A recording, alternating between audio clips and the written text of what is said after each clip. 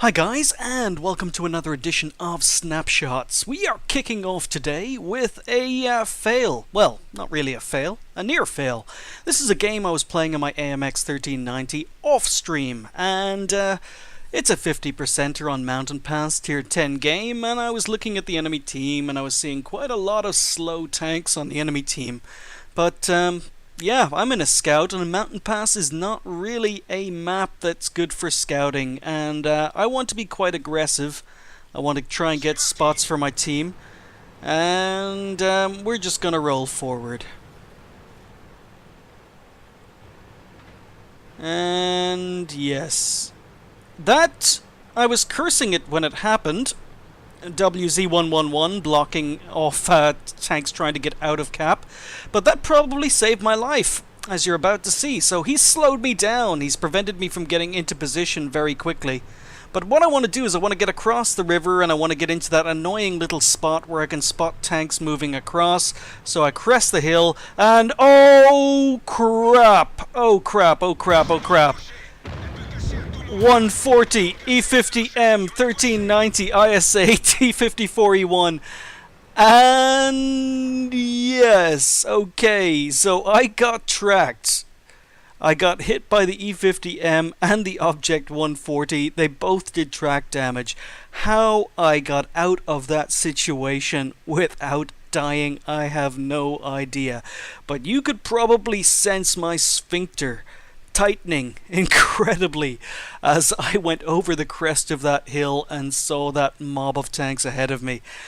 We went on to win this game quite comfortably, but man, that was a panic moment, and like I say, no idea how I got out of it with all my health intact, and all it cost me was a repair kit.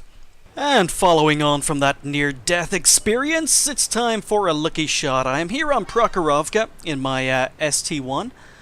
And there's a T-71 doing some scouting over on the 2-3 lines, and I'm just advancing. So not a lot happening here. Incidentally, this is the game where I actually got enough XP to unlock the final gun, so I'm still using the BL9 in this replay. But as soon as this replay was done, I was able to unlock the final gun on the ST1, so happy about that.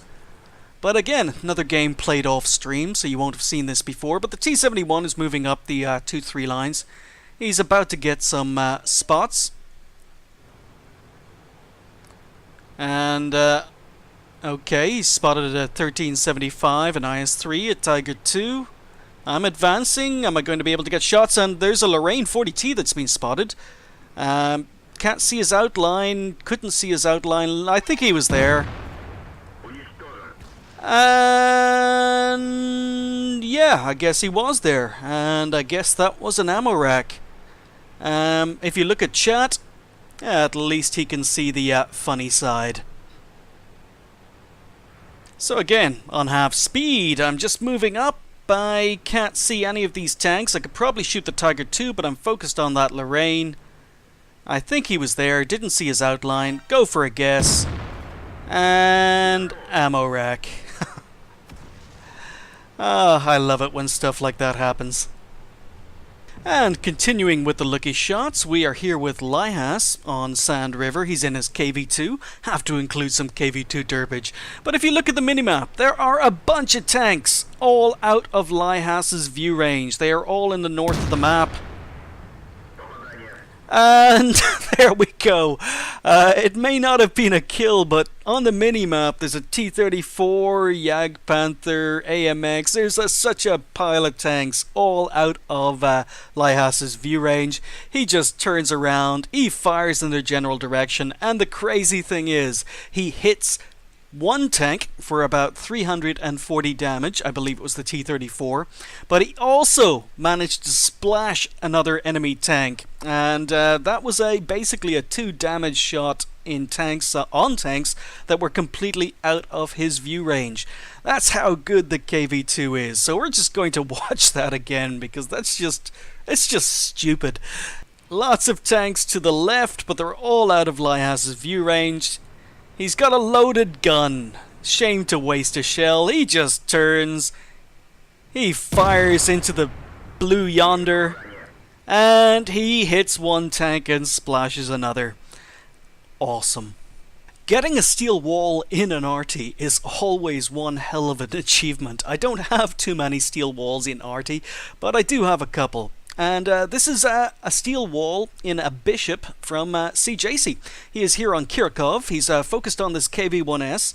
And CJC is going to show you just how easy it is to actually get a steel wall in arty. It'd be easier if I put it up to full speed. But yeah, lots of enemy tanks in the middle. And if you look at the minimap, there's a T-50 moving in. A T-50 has managed to get through CJ's lines. He's moving in. And he's opening fire. And he's using a machine gun. So CJC misses his shot. He's bounced 6 shots from the T-50 already. Okay, make that 11 shots. And Sushi Master in the T-50 just can't pen him. Yep. Another bunch of bounces. He's taken 16 shots, 19 shots. Still hasn't taken any damage, and a KV-1S comes back. But I don't think that CJC actually needed any help there. So he got quite lucky. Enemy RT splashed him for 319 damage, leaving him on 31 health. But CJC went on to finish the game. His team wins. He lived, and he picked up a steel wall after taking 19 hits in that mouse of RT, the Bishop. Now, you don't need me to tell you that the matchmaking for the last month or so has been absolutely terrible. I don't know what is wrong with all the teams, but it seems that the player base of World of Tanks has lost quite a few IQ points during this summer. Maybe because of summer holidays, but it seems like every day for the last 6 weeks or so has been like a weekend game. And this is a game I played while gathering footage for the Chinokai review. And yeah, this is pretty typical of what I was getting. Now, unfortunately, most of this happens outside my radar range, my radio range, so I can't actually go into free person and show you this happening live because everything is happening to invisible tanks.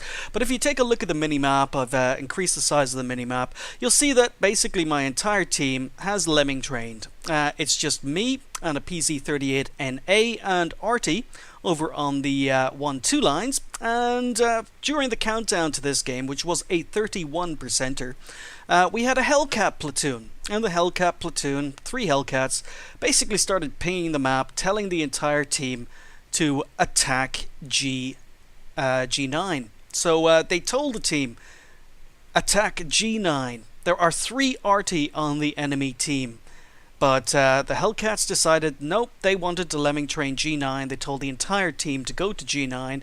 And our entire team, most of them, with the exception of myself and the PZ-38NA, listened to them, unfortunately.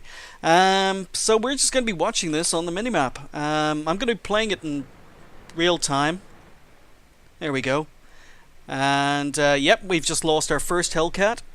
Our first top tier tank. Oh, there goes the second Hellcat. Second top tier tank. So we're a minute and a half into the game, and we're down two tier 6s already. I'm saying in chat, go Tomatoes, go! You can do this. I have faith. Oh, no, we've just lost our Churchill 3. Our Churchill 3 actually managed to drown himself. So there goes our Churchill 3. But that's okay, we still have lots and lots of tanks over there. We're approaching 2 minutes into this game. Oh, no, there goes our KV-1S. We've just lost our other top tier heavy, KV-1S. He did go down with 2 kills, so good job, dude. In the meantime, their top tier tanks are actually ahead of us, or some of the top tier tanks. So it's just me and the PZ-38NA against Hellcats and KV-1s over here. But in the meantime, yes, we've just lost a Lux. Lux has just died, and there goes a Churchill 1. Churchill 1 has just died over in Lemming Train failed territory. Oh, and we've just lost a KV-1. KV-1 has just gone down over there as well. We are just 3.5 minutes into this game. And there goes our PZ-38NA with me on this flank. Oh, we've lost a Jagdpanzer 4 over on the other flank. And unfortunately, they've just taken out an RT. Oh, there goes another tank. They've just taken out another tank. That's our second KV-1S down over on that flank.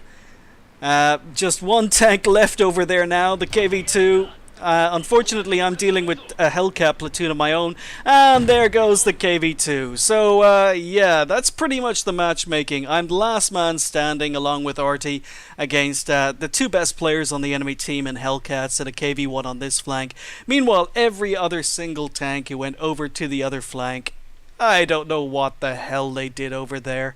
I really don't know what the hell they did, but this is the sort of matchmaking I've been getting all month, and I have rarely seen a game that bad. So it basically took 4 minutes from the start, and in basically 3.5 minutes, the enemy team managed to kill 12 tanks. 12 of my team in H9. Absolutely pathetic. Oh, what can you do? You just have to laugh. And moving on, we've got Colossus here in his T-57 Heavy on Siegfried Line, and there are a couple of highlights I'm going to be taking from this game. But before we even begin the game, if you look at the enemy team, you'll see that there is a player, Funny Bunny FG. He is a professional World of Tanks player. In fact, during the countdown to this game, all the players on Colossus's team were telling him, wow, it's Funny Bunny. I've never heard of the dude, unfortunately, so apologies, Funny Bunny. But they were all saying big fans, great fans. So there's a celebrity on the enemy team. But then again, Colossus is in a T-57 Heavy. Colossus is almost on a reload. And Funny Bunny decides to come into town in his Batchat. Yep. 2 shots in and an engine fire, and World of Tanks professional player is gone, thanks to our very own Colossus. Nice play, dude. But the real snapshot from this particular game is actually Colossus's duel with an E100. The E100 on the enemy team, Remius, I'm not sure how to pronounce his name, is a very, very good player. He's a blue player, and Colossus basically has a running battle with him throughout this game, and something really, really unusual happens. So Colossus' first run-in with the E100 happens here. Colossus is on a reload, E100's looking for shots, and the E100's firing heat and bounces for no damage. And in Colossus' second run-in with the E100, Colossus has done quite a bit of damage, but the E100's aiming. Colossus having trouble penning. E100, and a bounce for no damage. Another heat shell. So the duel continues. Colossus empties his clip and falls back. And the duel continues.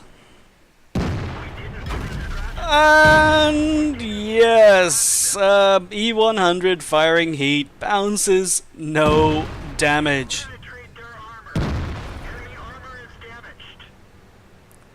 So that's 3 shots bounced already. Colossus has emptied his clip, and that's a 4th shot. 4 E100 shots, all with heat, all bouncing for no damage. And as you can see in chat, I don't know, the E100 is speechless. Absolutely speechless.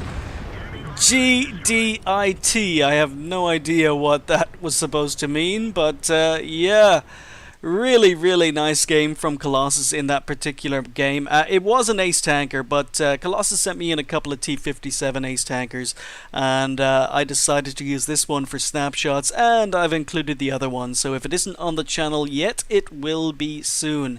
But not only did Colossus take out a World of Tanks professional player in that particular game, but he had a personal duel with that E100 throughout that game. He only took 5 shots in that game. 4 of them were from that E100, 4 of them were the E100 firing heat, and 4 of them were complete bounces, which is why I don't fire a lot of heat in my E100 anymore. Even though the penetration on the AP ammo isn't great, I still find I do better firing AP in the E100 than I do firing heat. But thank you very much to all of those who sent in replays and clips for this week's episode of Snapshots of the Week. And thank you guys for watching. I'll see you next time.